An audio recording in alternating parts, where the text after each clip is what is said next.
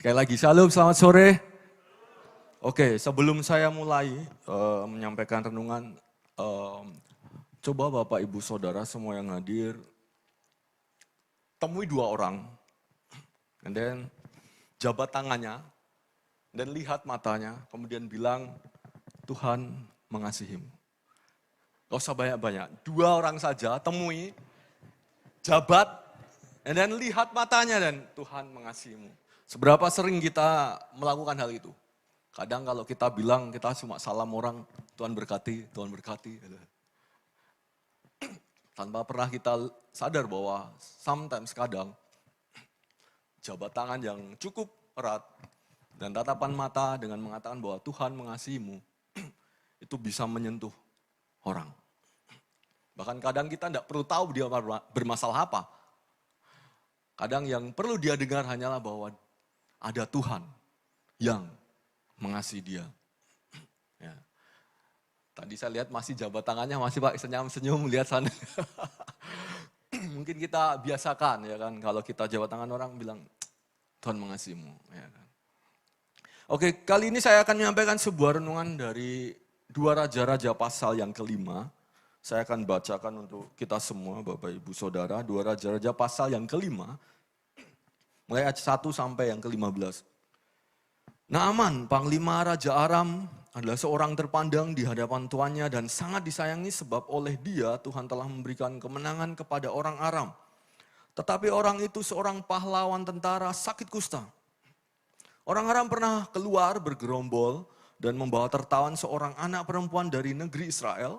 Ia menjadi pelayan pada istri Naaman.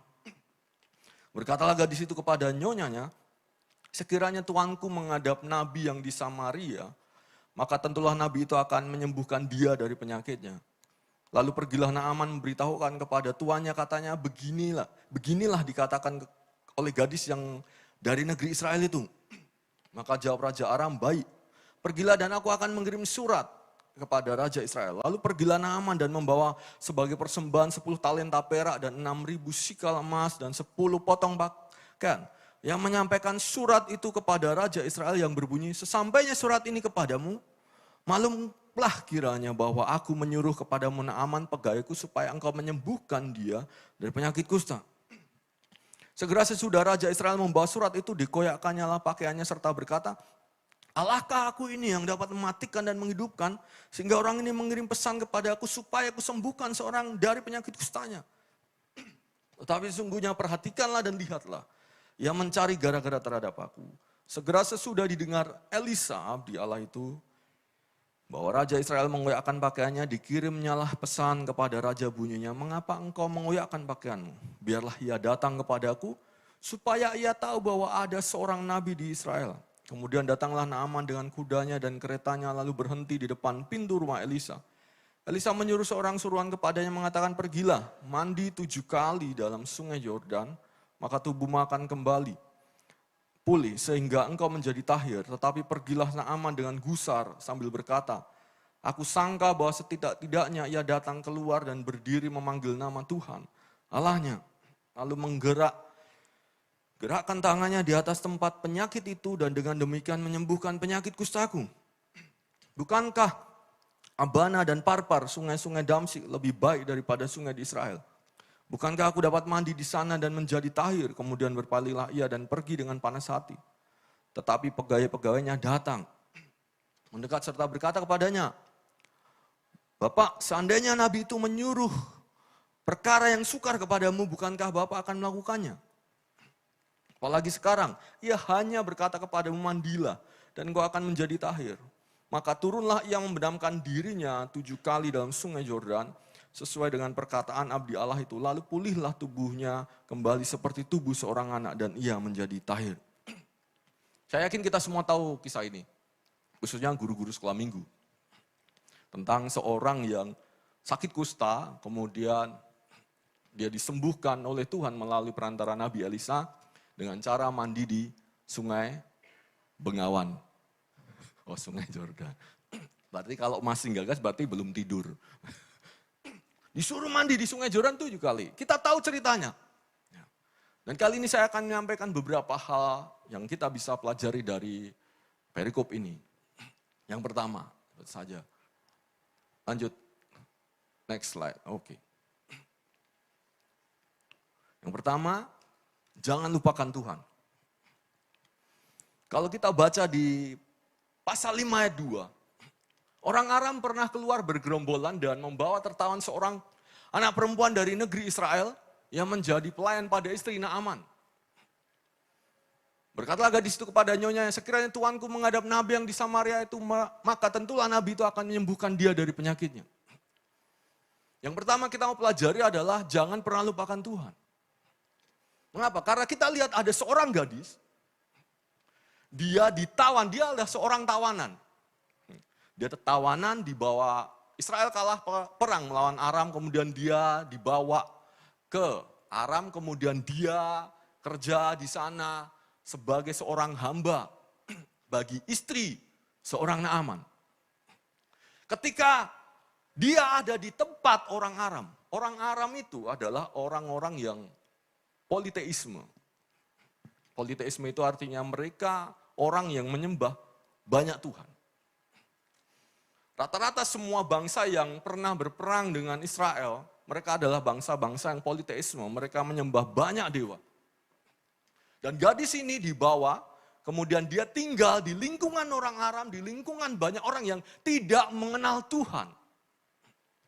Tetapi kita tahu ceritanya, gadis ini, dia mengatakan kepada tuannya bahwa ada seorang yang bisa menyembuhkan engkau.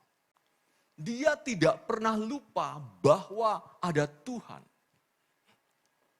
Meskipun dia jauh dari negerinya, dia jauh dari Israel, dari tempat kediamannya, dia tidak pernah melupakan Tuhan. Dia tidak pernah lupakan Tuhan. Sesungguhnya kalau kita mau belajar Alkitab, hampir semua tokoh yang mereka mengalami masa pembuangan, mereka tidak pernah lupakan Tuhan. Sadrak, Mesak, dan Abednego. Ketika mereka dibuang di mana? Di Babel. Disuruh sembah. Kalau tidak, mereka akan dihukum. Tapi mereka bilang tidak. Tidak, kau bukan Tuhan. Kami punya Tuhan. Kalaupun kau lempar kami ke dalam tempat perapian, Tuhan kami pasti akan menyelamatkan kami. Kalaupun Tuhan kami tidak selamatkan kami tetap tidak akan melakukannya. Mereka masih ingat Tuhan. Demikian juga dengan gadis ini, mereka masih ingat Tuhan. Nehemia, kalau kita baca di kitab Nehemia ketika mengalami pembuangan, dia ingat. Ketika dia kerja sebagai seorang juru minum raja, King Artasasta, tiba-tiba dia teringat tentang tembok Yerusalem. Kemudian dia menangis, kalau bahasa Alkitab dikatakan dia berpuasa, dia berdoa. Karena dia ingat tentang kotanya. Dia tidak lupakan Tuhannya. Demikian juga dengan gadis ini. Dia jauh dari rumah. Sangat jauh dari rumah. Seorang gadis. Tetapi dia tidak pernah lupakan Tuhannya. Bagaimana dengan kita sekarang? Di tempat di mana Tuhan bawa kita, apakah kita masih ingat Tuhan? Di tempat di mana Tuhan membawa hidup kita, apakah kita melupakan Tuhan? Ataukah kita masih ingat Tuhan? Mungkin dulu waktu ada kita di lembah, kita teriak sama Tuhan, Tuhan, Tuhan, tolong saya Tuhan, Tuhan, selamatkan saya, Tuhan, Tuhan, selamatkan saya. Tapi sesudah Tuhan bawa kita di tempat yang lebih tinggi, di gunung, apakah kita masih ingat Tuhan? Jangan lupakan Tuhan. Jangan lupakan Tuhan. Kalau tadi pagi, khotbahnya bicara tentang terhubung dengan Tuhan. Terhubung dengan Tuhan. Sama dengan gadis ini. Meskipun gadis ini jauh dari negerinya, jauh dari tempat di mana orang-orang mengenal Tuhan, dia jauh dari tempat itu, tapi dia tetap terhubung dengan Tuhannya. Dia tetap terhubung dengan Tuhannya. Apakah kita masih terhubung dengan Tuhan kita? Apakah kita masih terhubung dengan Tuhan kita? Misalnya anak-anak muda, dulu waktu mungkin masih ada di Solo, ya kan? Sangat mudah untuk melayani Tuhan. Anda bisa habiskan banyak hari untuk melayani Tuhan di gereja ini. Tetapi mungkin ketika Tuhan bawa engkau sedikit jauh, untuk kuliah, untuk kerja, untuk lakukan sesuatu demi masa depan hidupmu. Apakah kita masih mengingat Tuhan? Ataukah kita jauh dari gereja? Orang tidak lihat, bapak ibuku tidak lihat. Apakah kita masih melayani Tuhan? Itu sebabnya di gereja ini, Bapak Gembala senantiasa mengatakan kepada kita, kalau kita jadi musafir, tahu musafir? Kalau lagi dalam perjalanan di luar kota, kalau jatuhnya pas hari Minggu, maka sempatkanlah untuk cari gereja dan beribadah. Ya. Di keluarga saya juga begitu. Bapak saya itu kalau pergi, dia itu selalu menghindari kalau pergi hari Minggu. Kalau misal mau perjalanan gitu ya kan, harus makan waktu 2 hari, 3 hari, dia pasti akan menghindari, ojo pas dino Minggu le, masih strict dia. Lah ngapa tuh, hari Minggu harus ke rumah Tuhan minimal. Pernah suatu ketika dia harus pergi ke Sulawesi, naik kapal karena harus bawa banyak barang. Gitu. Kapal itu harus makan waktu mungkin 2 hari kalau tidak salah. Pas hari Minggu. Terus, kau pesen tiketnya pas dino Minggu. Lah terus aku kok naik kapal pas dino Minggu. Aku ibadahnya ngendi. Saya pernah naik kapal. Terus saya bilang dengan bapak saya, Pak, ketoknya aku biar numpak kapal. Di kapal itu ada tempat buat ibadah. Biasanya kalau hari Minggu, setahu saya itu ada ibadah. Jadi ada ibadah. Mereka adakan biasanya kalau malam itu tempat buat bar, tetapi kalau hari Minggu biasanya mereka akan jadikan itu stage untuk ibadah. Saya coba ngayem-ngayem bapak saya. Berdasarkan pengalaman saya. Terus naik kapal lah beliau. Sampai di seberang, dia telepon saya. Apa Pak? Kowe ngapusi loh. Saya bilang, kok bisa ngapus ya Bang? Lah, katamu di kapal aduh. Loh, sepengalaman saya, karena saya pernah naik kapal. Itu ada loh, tapi kapalku nggak ada loh. Nggak ada kapal. Waduh, saya merasa berdosa. Saya keliru. Terus saya bilang, aduh Pak, saya minta maaf. Saya bilang. Apakah kita masih terhubung dengan Tuhan? Itu bukan hanya bicara tentang waktu-waktu kita ibadah di gereja, bukan. Di tempat kerja kita, apakah kita masih terhubung dengan Tuhan? Di tempat usaha kita, apakah kita masih terhubung dengan Tuhan? Di mana saja apakah kita masih terhubung dengan Tuhan? Kita tidak melupakan Tuhan. Seringkali dalam kehidupan ini, karena kita seringkali mengandalkan hikmat manusia, kita seringkali lupa bahwa kita punya Tuhan. Kita lupa bahwa kita harus mengandalkan Tuhan. Saya beberapa kali sering mengalami hal seperti itu. Saya berpikir bahwa saya punya hikmat yang cukup baik. Hingga akhirnya sesudah saya melakukan sesuai hikmat pikiran saya, akhirnya saya duduk. Kemudian kalau bahasa Jerman itu delek-delek. Tahu delek-delek itu? Delek-delek itu lungguh, pikiran kosong. Kenapa? Karena saya seperti menyesali apa yang saya lakukan. Kenapa saya tidak menyertakan Tuhan? Kenapa saya tidak menyertakan Tuhan? Jangan lupakan Tuhan. Jangan lupakan Tuhan dalam hidup kita.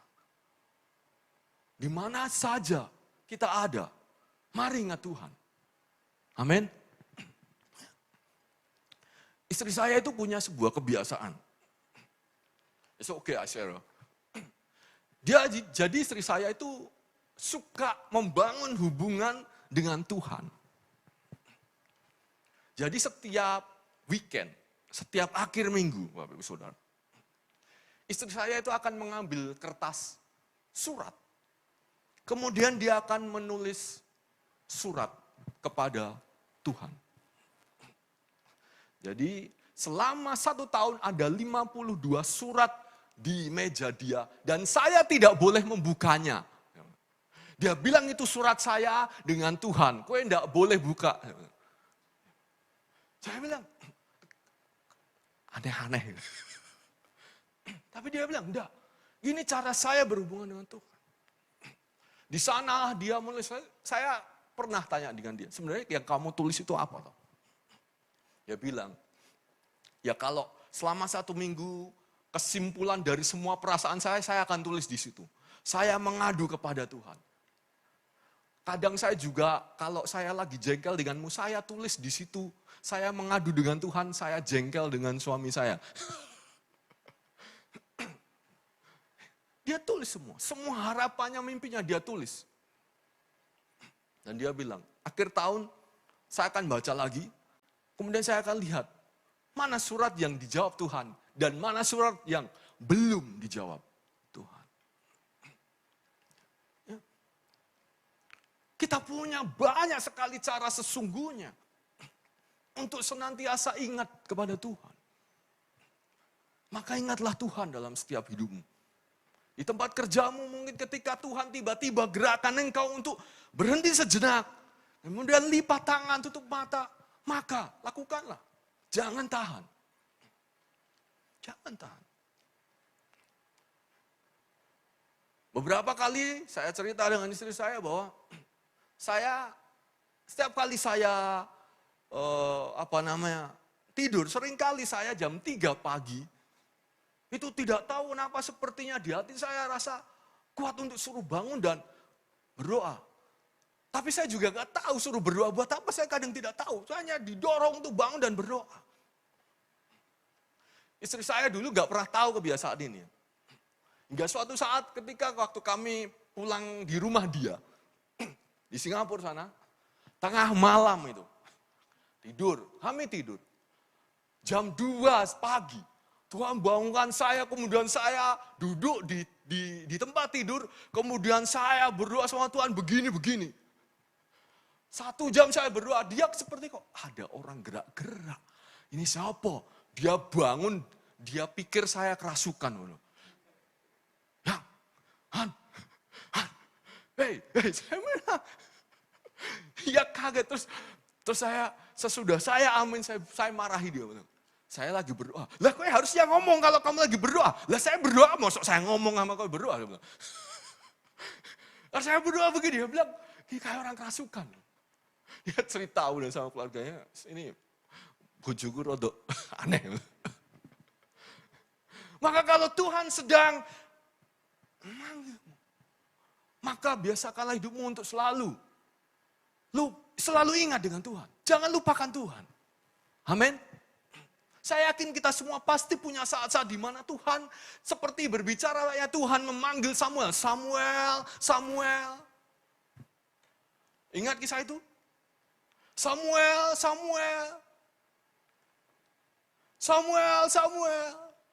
Ora tangi. Ayo wis.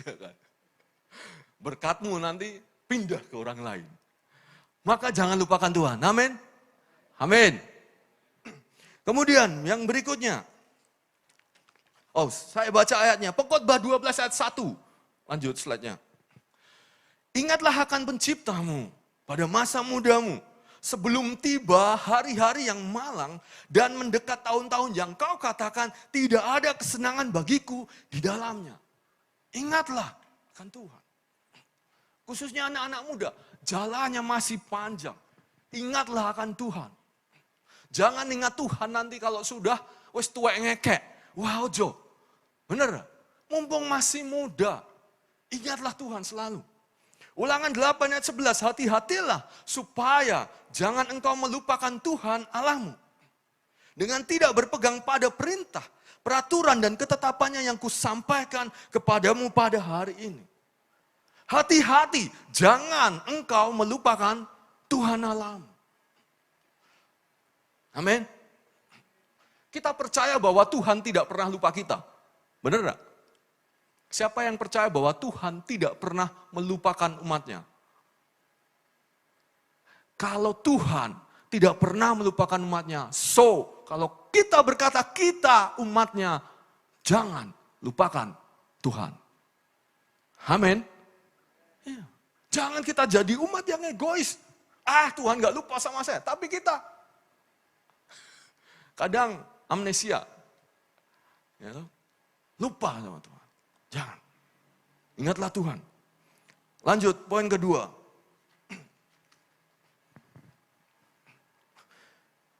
Pelajaran apa yang kedua? Jangan simpan kepahitan. Amin. Wah, apa tuh ini? Kayaknya susah. Ini kayaknya jangan simpan kepahitan. Amin. Wah, iseh haput. Tak kasih kesempatan ketiga, ya kan? Jangan simpan kepahitan. Amin.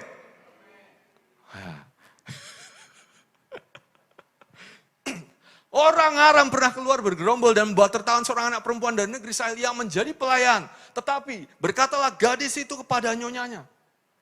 Seorang tawanan, dia dibawa jauh dari negerinya, kemudian dia menjadi seorang hamba, menjadi seorang budak. Tetapi apa yang dia lakukan? Ketika dia tahu bahwa tuannya sedang sakit, dia tidak menyimpan kepahitan. Tetapi justru apa? Dia memberitahukan kepada tuannya bahwa ada cara untuk mengalami kesembuhan. Kalau orang punya kepahitan, kalau dia mau punya kepahitan, saya dijauhkan dari negeri saya dijauhkan dari keluarga saya dibawa ke sini menjadi seorang hamba, menjadi batur. Dan sekarang lihat tuannya sakit. Kalau orang punya kepahitan, kalau dia tidak punya kasih terhadap musuhnya, dia tidak akan kasih tahu bahwa ada jalan kesembuhan bagi tuannya.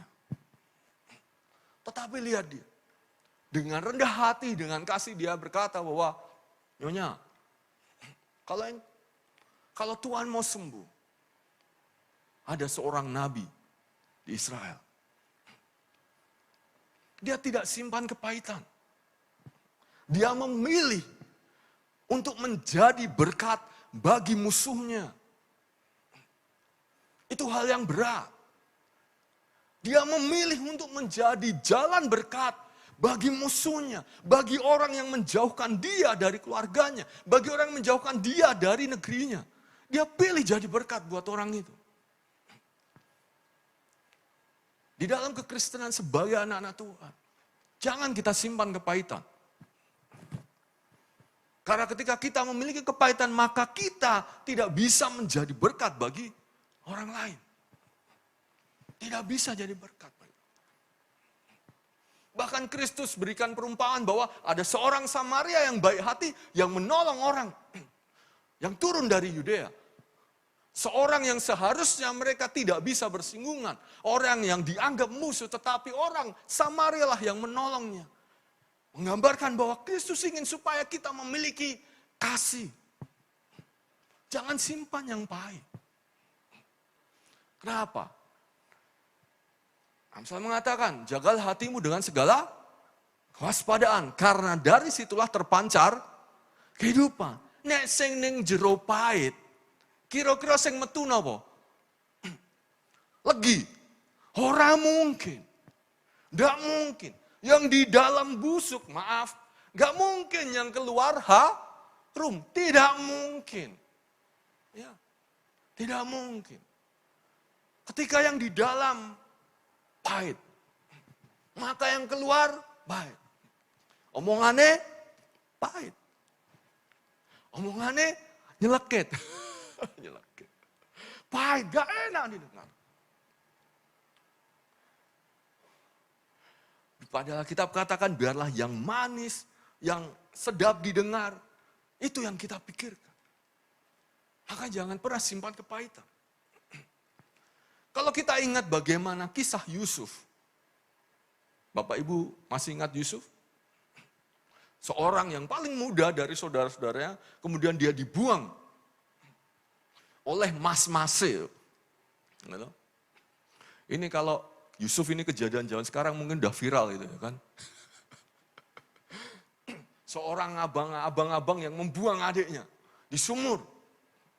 Tapi kita tahu jalan ceritanya bagaimana Tuhan mengangkat Yusuf menjadi penguasa di Mesir. Hingga kelaparan tiba. Sampai akhirnya dia bisa bertemu dengan saudara-saudara.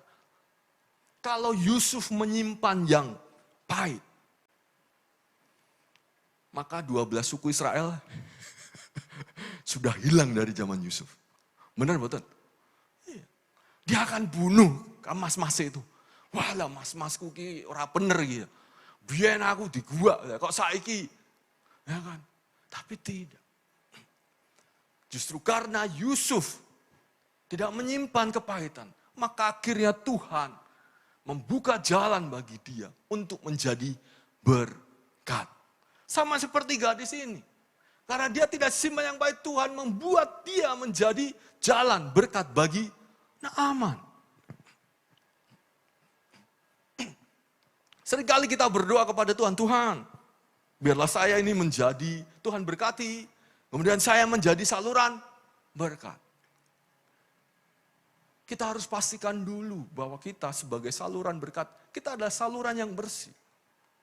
Kalau kita penuh dengan maaf sampah, dengan kotoran, dengan kepahitan, tidak akan pernah mungkin kita menjadi saluran berkat bagi orang lain.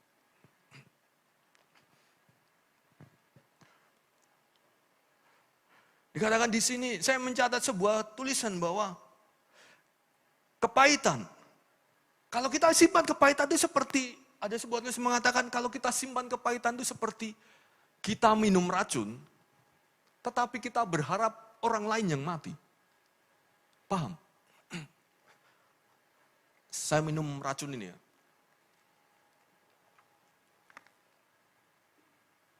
Tapi saya berharap Nathan yang mati. Bisa enggak? Gak mungkin bisa.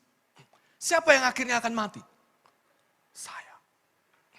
Saya masukkan yang pahit, saya berharap orang lain yang saya rasa tidak suka itu akan mengalami sesuatu yang pahit, tidak bisa. Saya akan merasakan menderita. Saya akan merasakan sakit, saya akan merasakan kotor, saya akan merasakan bukan orang lain. Seringkali kan kita begitu. Kita tidak suka, kita tidak mau mengasihi orang lain, kita simpan dengan berharap orang itu akan merasakan apa yang kita simpan. No, kita yang akan sesungguhnya capek. Benar? Kita yang capek. Kehidupan itu memang tidak pernah adil. Selama kita masih ada di dunia itu memang tidak akan pernah adil. Orang-orang di luar sana, kehidupan dunia memang tidak pernah adil. Tetapi jangan itu menjadi alasan bagi kita untuk kita menyimpan kepahitan. Kristus mengatakan bahwa kalau engkau mau pergi beribadah kepada Tuhan, dan di dalam hatimu kau masih menyimpan sesuatu terhadap saudaramu, Kristus bilang apa? Jangan pergi, tapi pergilah kepada saudaramu dan berdamailah. Baru sesudah itu kamu boleh pergi beribadah. Cuman kan kita kebiasaannya begitu. Wah, gengsi aku. Masa aku harus minta maaf. Ya kan? Sampai akhirnya kita beribadah kepada Tuhan pun. Kita bawa beban itu. Jangan. Jangan simpan yang baik. Karena itu akan mempengaruhi seluruh kehidupan kita. Itu akan mengganggu kehidupan kita. Amin. Jangan. Lanjut Ben, ayatnya Ben. Matius 5 ayat 44, tetapi aku berkata kepadamu, kasihilah musuhmu dan berdoalah bagi mereka yang menganiaya kamu. Kasihilah musuhmu. Amin. Saya abot iki ketok amin iki. Kasihilah musuhmu dan berdoalah bagi mereka. Lukas 6 ayat 27, tetapi kepada kamu yang mendengarkan aku berkata, kasihilah musuhmu, berbuatlah baik kepada orang yang membenci kamu. Mintalah berkat pada orang yang mengutuk kamu, berdoalah bagi orang yang mencaci kamu. Kalau kita mau ada di dalam kasih yang radikal. Biasa orang Kristen gembar-gemborkan tuh, oh radical love, kasih yang radikal, ini harus dilakukan.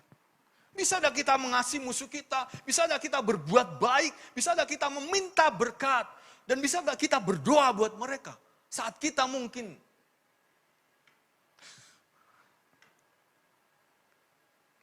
dengan mereka mungkin ada perasaan yang mungkin hal seperti ini jarang kita dengar Bapak Saudara.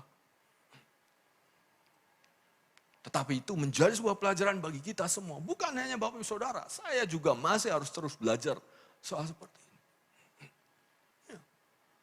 Masih harus belajar. Ketika kita mengampuni sesungguhnya, kita sedang belajar kerendahan hati. Jangan berpikir ketika kita mengampuni orang, kita berdamai dan kita berinisiatif untuk berdamai dengan orang, kita kalah. Jangan. Ada banyak orang berpikir begitu ketika kita bilang, kalau saya memulai dulu, inisiatif dulu, untuk memperbaiki, untuk berdamai, saya seperti rasa orang kalah.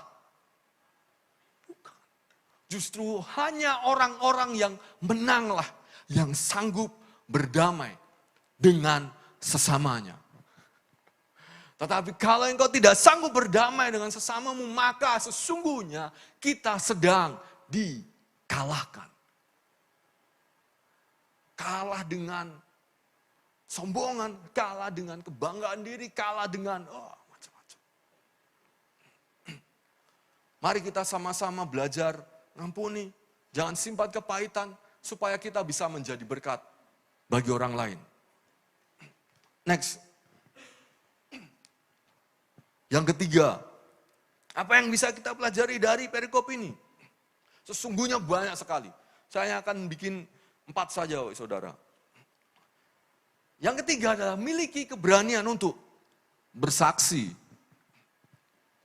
Milikilah keberanian untuk bersaksi. Ini penyakitnya orang Kristen. Ini penyakitnya orang Kristen. Sekarang orang Kristen mulai redup dalam hal bersaksi. Seorang gadis ini, dia berani berkata kepada tuannya, meskipun dia hanya seorang bawahan, dia seorang batur, seorang hamba, tetapi dia bilang, Tuan, saya tahu ada yang bisa sembuhkan kamu.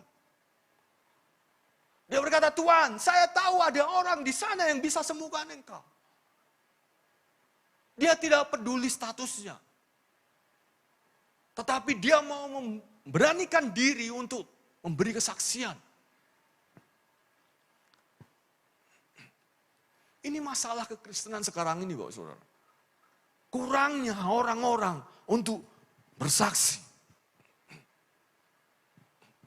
Kalau kita buka sosial media,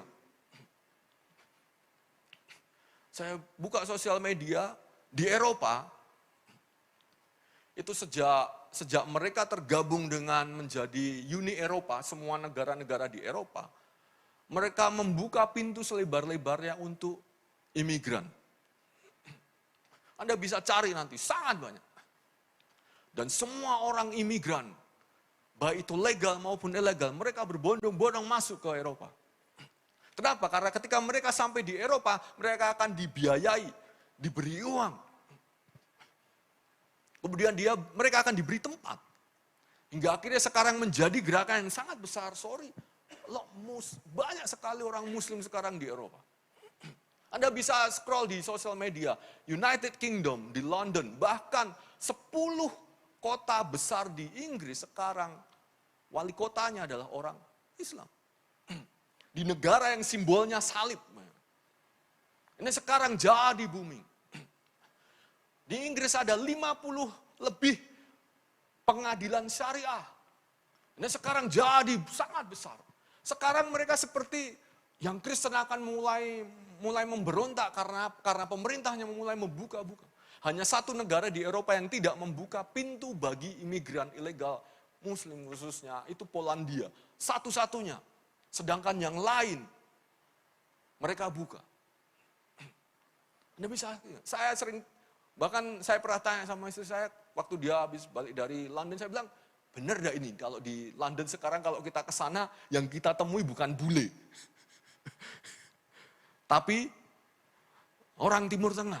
Dia bilang, iya. Kalau masuk ke restoran itu yang isinya orang Timur Tengah semua.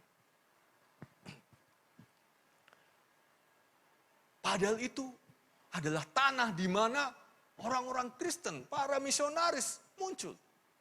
William Tyndale, John Wesley, Smith Wigglesworth, semua penulis, semua orang. Tapi lihat sekarang mereka. Sampai akhirnya saya melihat bahwa apa kesalahan orang Kristen? Mungkin orang Kristen berpikir, kami sudah terlalu banyak. Kami sudah cukup. Dan bahkan juga secara demografi sosial, karena orang Kristen, orang Eropa mungkin satu keluarga cuma punya anak satu. Sedangkan rekan-rekan kita di sebelah, ya itu perintah mereka, punya anak bisa 5, 6. Demografi sosial berubah dalam 20 tahun, 30 tahun ke depan. Sudah sangat jarang orang menginjil. Ini permasalahan Kristen. Maka kita harus memiliki keberanian untuk bersaksi. Meskipun itu hal yang sangat kecil. Gadis ini hanya berkata, Tuhan saya tahu di sana ada nabi yang bisa bikin mujizat. Cuma hal seperti itu. Apa yang kita tahu tentang Kristus? Apa yang kita tahu tentang Tuhan? Apa yang kita tahu tentang keselamatan? Apa yang kita tahu tentang bagaimana Tuhan menebus kita dari dosa? Sekecil apapun itu. Jika engkau memiliki kesempatan, maka sampaikanlah kepada orang-orang tentang Kristus.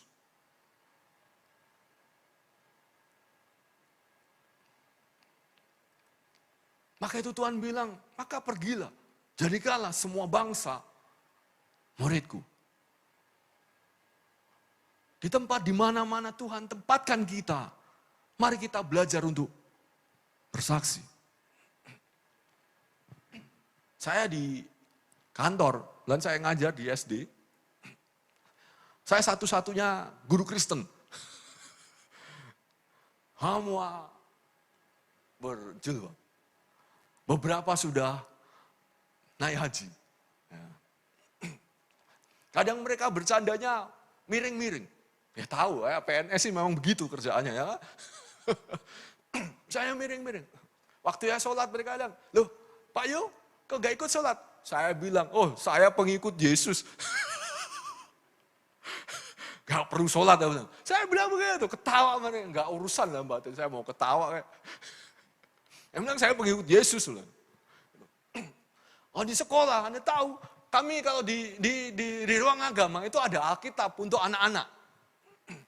Tahu Alkitab untuk anak-anak itu di mana? Saya tidak simpan di ruang agama. Saya jejer itu di meja admin, saya jejer itu di meja kantor, saya tumpuk-tumpuk begitu. Dan tahu apa yang mereka lakukan? Terserah mau mereka percaya atau tidak. Kadang mereka duduk di sana ngobrol buka-buka. Kalau mereka nggak mudeng, pasti tanya.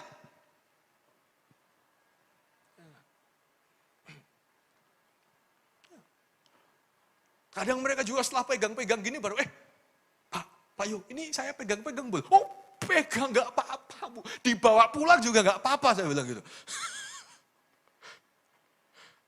Maka dimanapun pasti sebenarnya kita punya kesempatan untuk bilang hal kecil tentang bahwa Kristus itu Tuhan dan Juru Selamat. Mari kita bersaksi mulai hari ini. Amin. Amin. Kenapa? Kalau kita bersaksi, makin banyak orang percaya Tuhan, makin banyak orang percaya Kristus. Saya yakin dan percaya Anda pasti akan lebih aman besok meninggalkan generasi-generasi penerus Anda di dunia ini. Amin. Benar enggak? Iya, karena yang Anda tahu, makin banyak orang Kristen, maka makin kasihnya. Orangnya enggak akan aneh-aneh. Benar? Iya. Saya bilang dengan Israel, what kind of world? Dunia kayak apa besok yang akan kita tinggalkan buat anak-anak kita, cucu-cucu kita. Kalau kekristenan sampai tidak bertumbuh. Oh sekarang saja, kekristenan masih nomor 1 di dunia. Lihat penganiayaan di mana? Mana? Persekusi di mana? Mana? Anda bisa bayangkan jika kekristenan tidak lagi subur, tidak lagi bertumbuh. Penderitaan macam apa untuk generasi kita kelak? Maka mulailah bersaksi. Yang terakhir, saya baca aja dulu. 2 Timotius 1 ayat 7 sampai 8. Sebab Allah memberikan kepada kita bukan roh ketakutan, melainkan roh yang membangkitkan kekuatan, kasih, dan ketertiban. Jadi janganlah malu bersaksi tentang Tuhan kita. Dan janganlah malu karena aku seorang hukuman karena dia, melainkan ikutlah menderita bagi Injilnya oleh kekuatan Allah. Amin. Jangan malu. Jangan malu karena Kristus. Jangan malu bersaksi karena Tuhan. Tuhan saja nggak malu mati buat kita. Bahkan sampai sekarang orang seringkali mengolok Tuhan kita, di atas tiang jemuran. Nggak pakai baju. Tuhan tanggung semuanya buat kita. Kalau hanya sekedar malu, buang jauh-jauh. Buang jauh-jauh. Kalau engkau punya sosial media, gunakan sosial media ya kan. Jika itu bisa menjangkau lebih banyak orang untuk bersaksi tentang Kristus. Kirimkan ayat, jadikan status. Ojo keluh kesah. Ojo status di sini, aku dino iki aku budrek. Jangan. Jangan. Tapi kirimkan ayat. Lanjut, yang terakhir. Milikilah ketaatan dalam segala hal meskipun itu hal yang kecil. Di ayat yang ke-13 dan 14, tetapi pegawai-pegawainya datang mendekat serta berkata kepadanya, Bapak, seandainya Nabi itu menyuruh perkara yang sukar kepadamu, bukankah Bapak akan melakukannya? Apalagi sekarang. Ia hanya berkata kepadamu, mandilah dan engkau akan menjadi tahir. Maka turunlah ia membenamkan dirinya 7 kali dalam sungai Yordan sesuai dengan perkataan abdi Allah itu. Lalu pulihlah tubuhnya kembali seperti tubuh seorang anak dan ia menjadi tahir. Naaman. Dia belajar taat. Dia belajar taat dalam hal yang kecil.